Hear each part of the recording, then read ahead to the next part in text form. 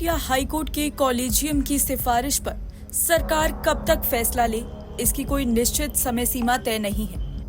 इसलिए ऐसा भी देखा जाता है कि कॉलेजियम के सिफारिशों पर सरकारें कभी कभी देर तक कोई फैसला नहीं लेती हैं। लेकिन अब इस मुद्दे को लेकर केंद्र सरकार के खिलाफ अवमानना की कार्रवाई के लिए सुप्रीम कोर्ट में गुहार लगाई गई है। गुहार किसी और ने नहीं बल्कि एक राज्य सरकार ने लगाई है, झारखंड की हेमंत सोरेन सरकार ने। उसका आरोप है कि झारखंड हाईकोर्ट के चीफ जस्टिस की नियुक्ति में केंद्र सरकार जानबूझकर देरी कर रही है। झारखंड सरकार ने केंद्र सरकार के खिलाफ सुप्रीम कोर्ट का दरवाजा खटखटाया है।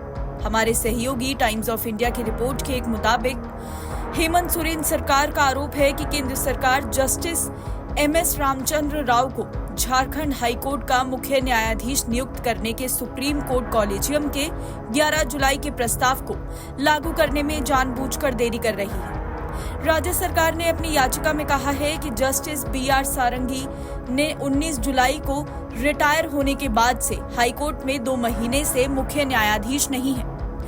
याचिका में आगे कहा गया है कि सुप्रीम कोर्ट के प्रधान न्यायाधीश CJI DY चंद्रचूड़ की अध्यक्षता वाले सुप्रीम कोर्ट कॉलेजियम ने इस वैकेंसी को भरने के लिए सिफारिश भेजी थी। कॉलेजियम ने केंद्र सरकार को सिफारिश की थी कि हिमाचल प्रदेश हाईकोर्ट के मुख्य न्यायाधीश का तबादला झारखंड हाईकोर्ट के मुख्य न्यायाधीश के रूप में किया जाए। झारखंड सरकार का कहना है कि 2 महीने से ज्यादा समय बीत जाने के बावजूद केंद्र सरकार जानबूझकर सुप्रीम कोर्ट कॉलेजियम की सिफारिश पर कोई कार्रवाई नहीं कर रही है।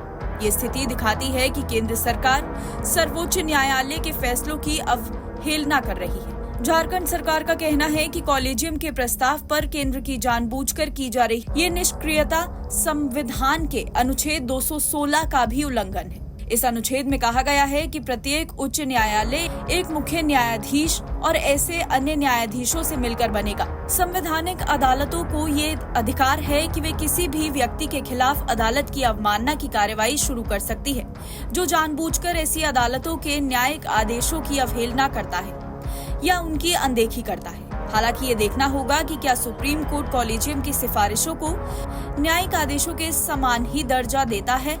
अगर ऐसा होता है तो केंद्र सरकार द्वारा असहमति में देरी करने पर अवमानना न्यायालय अधिनियम के प्रावधान लागू हो सकते हैं। कॉलेजियम की सिफारिशों के तेजी से क्रियान्वयन पर जोर देते हुए एक बार सुप्रीम कोर्ट ने केंद्र को अदालत की अवमानना की कार्रवाई की चेतावनी दी थी।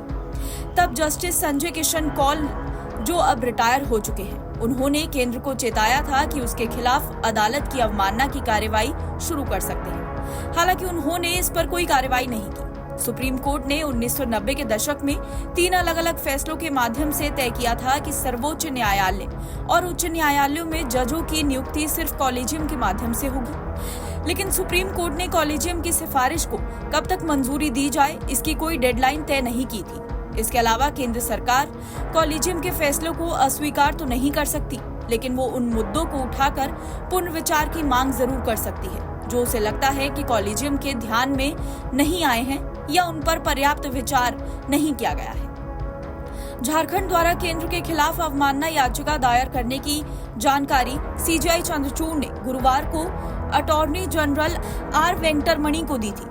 CJI ने ये जानकारी उस वक्त दी जब अटॉर्नी जनरल ये गुजारिश कर रहे थे कि कॉलेजियम की सिफारिश को समयबद्ध तरीके से लागू करने की मांग वाली जनहित याचिका पर शुक्रवार की सुनवाई स्थगित कर दी जाए। अटॉर्नी जनरल ने CJI और जस्टिस JP पारदीवाला और मनोज मिश्रा की बेंच को बताया कि वो अगले हफ्ते उच्च न्यायालयों में मुख्य न्यायाधीशों की नियुक्ति पर विवरण देंगे। 11 जुलाई को सुप्रीम कोर्ट कॉलेजियम ने जस्टिस राव का हिमाचल प्रदेश हाईकोर्ट से झारखंड तबादला करने की सिफारिश करने के अलावा 7 उच्च न्यायालयों में मुख्य न्यायाधीशों की नियुक्ति के लिए केंद्र को प्रस्ताव भेजा था। हालांकि केंद्र ने कुछ संवेदनशील सामग्री का हवाला देते हुए कॉलेजियम से कुछ सिफारिशों पर पुनर्विचार करने का अनुरोध किया था।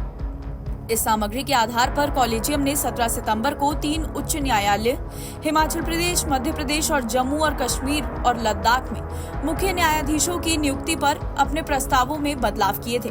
NBT ऑनलाइन की रिपोर्ट।